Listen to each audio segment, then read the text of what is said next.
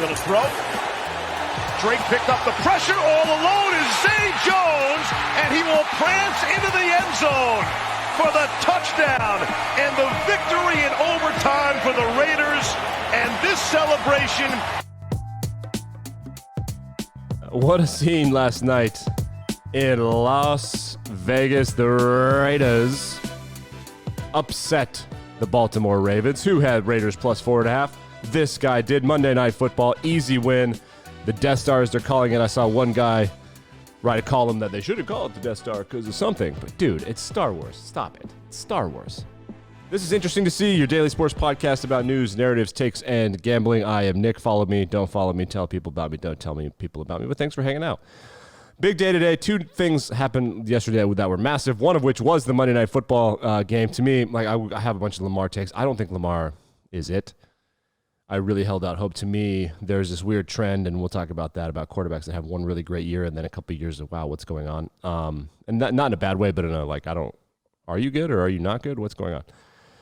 So we'll talk about that. But the big news yesterday came in the world of college football, and I don't know why Haley Steinfeld is popping up on my Twitter feed right now because of the Met Gala, which is clearly incredibly annoying. Everyone yesterday wearing cereal boxes and dressing up like Transformers. That's fine. So USC fired head coach Clay Helton yesterday, and this comes following a loss to Stanford in which the kicker, this is no joke, the kicker was ejected for targeting. Stanford was a heavy underdog, USC a heavy favorite. This was really a poor effort from Clay Helton. So Clay Helton was the head coach at USC. He became the interim head coach, I believe, in 2015. And the Trojans went 4-5, then 10-3, 11-3, 5-7, 8-5, 5-1 in the COVID year, and they're 1-1 this year. 5-6 years, it's about 6 years since he took over as interim head coach. That's a long time at USC. His total record was 46-24. In conference was 36-13. I think that this is one of those cases where USC is holding themselves to a higher standard and like we want to take the next step forward. Be cautious with that because just be cautious with that. We've seen this before with Nebraska. I think we're currently seeing it with Tennessee. When you're a program that used to be elite like 5 minutes ago, and now you're kind of trying to force yourself back there, be careful where your expectations are. Be careful. And you see programs like Alabama and Oklahoma and Ohio State and Clemson, and you're like, wow, how do they do it every year? Like, we should be able to do that. Yes, you should, theoretically. But if you try to jump to that right now, you'll fall. I promise. So it's a huge problem for them. They don't know what to do. Now, there are a couple storylines coming out of this that I find particularly fascinating. The first is all of the USC and the West Coast people kind of not understanding where USC is at as a program. So they haven't been elite in a long time. I know that there was a year, I think with Sam Darnold and maybe Juju Smith-Schuster. That was the year that they beat and had the big comeback win against Penn State in the Rose Bowl, which is one of the greatest Rose Bowls of all time. Just a classic football game. Penn State should have been in the college football playoff. Obviously, they beat Ohio State, but what a great game that was. So they kind of stumbled their way to that, but they really haven't been competitive. Every now and then Notre Dame will have a down year and they'll catch Notre Dame sleeping, but like Notre Dame, it's not really a rivalry anymore. It doesn't feel like a rivalry. Notre Dame is on a different tier. They're no longer really competitive as like this powerhouse in the Pac-12. They find themselves in Pac-12 championships and whatnot, but stability in the Pac-12 is in the north. It's with Utah. I think Utah's in the north, right? You got the 2 Oregon schools, 2 Washington schools, 2 NorCal schools, and then no, Utah's in the south of Colorado. Yeah, so Utah is the consistent school in the south. They're the one. They're like, well, Utah will win 9 games this year. The USC has a problem. So the delusion. This is an example. I go to Colin Cowherd is not exactly the best example of this, but I'm going to do it anyway. So here are some things that names that are getting kicked around because USC's like, we're USC. He's like Steve Sarkisian, who I don't know where he is. Is he at Texas? Lane Kiffin at Ole Miss, Urban at Jacksonville, which we'll talk about in a second, and James Franklin. They have significant buyouts. Colin, who is a mouthpiece for Southern California football, USC and otherwise, says, Quote, I'm told SC would prefer not to write these buyout checks. Yeah, well, I would prefer not to write checks either. I'm also told none are interested. All committed to current jobs. Also, Cliff Kingsbury loves his current job. Cliff Kingsbury just annihilated the Tennessee Titans over the weekend. Just annihilated them. And the USC has a big problem on their hands because during this name, image, likeness revolution, they stand to lose the most of any school in the country. I firmly believe the draw to USC in recent years was that this is LA. You'll be famous. Like Reggie Bush, you'll be famous. You'll be invited to stuff. You'll be invited to like movie theater openings and all this stuff. You'll get some, wink, wink, nudge, nudge, improper benefits. But now you're looking at schools like Alabama and Auburn and Oklahoma where like you want to be, it's much better to be a shark in a small pond than it is to be the 30,000th most famous person in LA. And with the internet, who cares? Like back in the day, Matt Leinart, Reggie Bush, those guys, they were famous. They were on ESPN. They were on primetime television. Now, like, anybody could be famous. TikTok, Instagram, Twitter, you can be famous. There's no reason to go to USC. If there is a school in the Pac-12 that locks down Southern California recruiting the way that USC did, it's one of those regions where if you lock it down, you'll win a national championship just without really even trying that hard. There are a couple regions like that. Northeast Texas is like that. Western PA, Eastern Ohio, the Youngstown, Pittsburgh area, that's like that. You want to know why Penn State and Ohio State have traditionally huge programs like Youngstown, Pittsburgh, South Central Florida. You want to, like the Gators. I mean, when the Gators and the Hurricanes and the Seminoles lock down South Central Florida, it's over. There's really no purpose in competing with them. There are a couple places that are like that. The problem is now with the internet, people can go wherever they want. So the delusion in USC is flabbergasting. As an Ole Miss alum, I can tell you, like, why would Lane Kiffin, those people left him at the airport. He's famous. He's in the SEC. He has a great quarterback. Our expectations are low. James Franklin has lit up Penn State. They are back. They're one of these schools that were teetering on the edge of relevancy like USC, like Nebraska, like Tennessee, and they are back. By the way, Penn State hosting Auburn this weekend, but I hear the SEC never plays true road games like at Lambeau Field or Auburn or Kansas State or any of those places. It's a big narrative of the SEC. I mean, Texas A&M just went to Colorado. The only real crybaby in the SEC is Alabama. They don't play true road games. So that was a big story. They have a statement. Should I read it? I mean, it was a really long statement. USC loves to hear themselves talk. I informed Clay Helton of his decision to make a change in the leadership of our football program. Clay is a fine human being, industry, blah, blah, blah. Committed upon my arrival, athletic director, blah, blah, blah, blah, blah, blah. This person is going to be a good coach. We believe in him, et cetera, standard, blah, blah, blah. USC. They're close. I mean, they have no idea how close they are to being Nebraska. I mean, once you're gone, you're never coming back. How can you watch what Oregon State did to Ohio State this weekend and think to yourself, you know what? I'm going to go to Southern California. I'm going to go to Compton.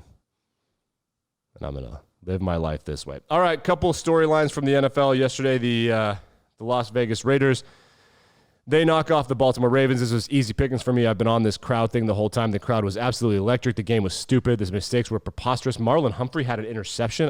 Should I try to pull that up? I'll attempt to pull this up. I'm going to give this a couple seconds of effort here, just for the people watching on YouTube, because Marlon Humphrey had an interception. And then he just didn't realize he had an interception. So let's watch it. So here's the throw. And then it bounces. He's got it in his hand. He just drops it like it's an incomplete pass. He didn't even realize it. The Raiders thought they walked off. There was a celebration on the field. Then they had to pull everyone back because they were short. And then they threw a pick. And then the Ravens, Lamar Jackson fumbled because when Lamar Jackson has to throw, he can't throw very well. Max Crosby, the third-round pick or fourth-round pick out of Eastern Michigan, played really well. First openly gay NFL player, Carl Nassib, had a massive sack. He annihilated the guy trying to block him and Lamar Jackson. It was a great game. It was a stupid game. But crowd's playing a role. I don't think Lamar Jackson is a franchise quarterback. That's my take. We'll talk about that on one of our Sunday deep dives ahead of an NFL game as they debate whether or not to pay him a huge contract. 5 quarterbacks taken in the first round back in 2018. Currently, only one has received a massive contract extension, and that's Josh Allen. Couple storylines over the weekend we got to talk about. Washington football team, what a mess you are. Literally, what a mess. So, there was water falling from the stands. So you know how there are multiple decks at a stadium? Yeah, well, one of the decks that's higher than another deck had water cascading over it into the stands. What was that water, I wonder? Well, it turns out it was sewage. Yep. In FedEx Field, there was sewage splatting the faces and the bodies of people watching the game. Disgusting. At MetLife Stadium in New York, there were maggots in the hot dogs. And at Hard Rock Stadium in the University of Miami against Appalachia State, I don't know if you saw it, I don't have the video here, there was a kitty cat. The kitty cat was stuck in between the balconies, and it fell, and everybody's watching this cat struggle, and it's holding on by one claw, and it's struggling, and then it falls. And I don't know that it would kill the cat, but it really would have screwed the cat up. Because it was 9/11, there were people in the stands with American flags, and they were coordinating to catch this cat in the American flag.